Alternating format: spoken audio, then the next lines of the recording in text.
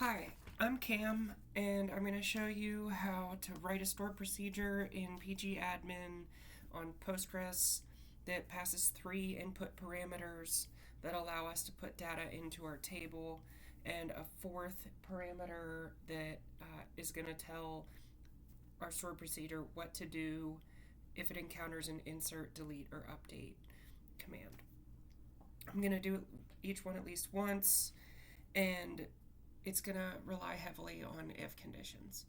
So we have create or replace procedure. It's always best practice to create or replace. Alter band data. The database that I'm using is bands. The table is bands. So our three parameters that we're going to use, we're going to put in their input parameters because we're inserting data into a table. We have band ID parameter. It's an integer. It just shares its name and its data type for each one. So that we have band name parameter, which is various character, total member parameter, which is integer. This fourth parameter is the one that I was talking about a second ago, where an action parameter is what references the insert, update, or delete, and the variant character is only 10 because it's not going to take more than 10 characters to spell any of those commands. So we declare our language, and then we set what pgadmin and Postgres use for a delimiter. We begin our code block with the begin command. I have a little note here that says check action to perform. This is our action parameter. We start with an if condition. Action parameter equals insert then, so it is just the logical function that if our action parameter equals insert, then it's going to insert into bands our band ID, band name, and total number that match these data types and the values that we type in, which are up here. So it's going to type in exactly whatever parameter we put down here. So if we look at our insert band example, we're going to call alter band data. We're going to give it an ID of 7 because I couldn't remember if there's 5 or 6. We're going to just use the Beatles. There are 4 members, and insert. So it knows that when it's insert, it's going to call alter band data. It's going to add a 7, the Beatles, and 4 in those columns in the table. So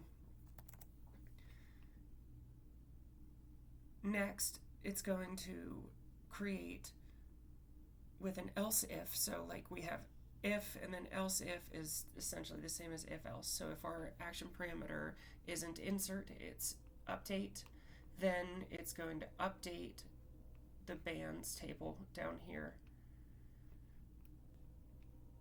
and set the band name to equal the band name parameter, the total member to equal the total member parameter, where the band ID equals the band ID parameter that we put in because it's the primary key, and we don't want to change that. So if we look at our update example, we're going to call alter band data. We're going to type in 7 and say we need to update the Beatles because we just found out that Paul actually died and he's a fake. And there's a 5th Beatle anyway. So this is what it would change to if we were to update these parts with this type of call. Then the next chunk is for delete, the final one. So if our action parameter is delete, then it's going to delete from bands where our band ID equals our band ID parameter. So down here, say we don't like the Beatles anymore. We're mad about all this bullcrap with multiple members and not whether or not they're alive. It's going to our band ID 7, whenever we call it, is going to dictate that it's going to put null and null whenever there's a delete.